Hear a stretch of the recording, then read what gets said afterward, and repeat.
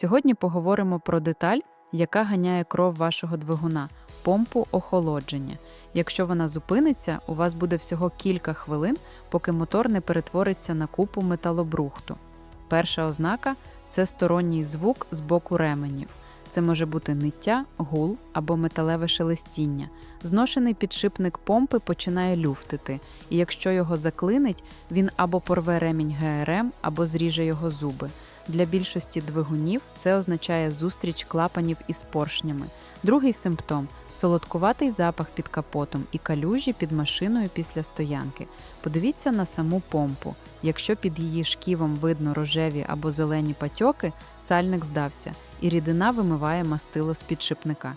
Третій сигнал – гуляння стрілки температури. Якщо помпа працює погано, циркуляція порушується, і мотор починає грітися навіть на трасі. Пам'ятайте золоте правило – міняйте помпу разом із комплектом ГРМ кожні 60 або 80 тисяч кілометрів. Економія на насосі зазвичай виходить боком. Підписуйся на канал, тут вчать чути свою машину заздалегідь.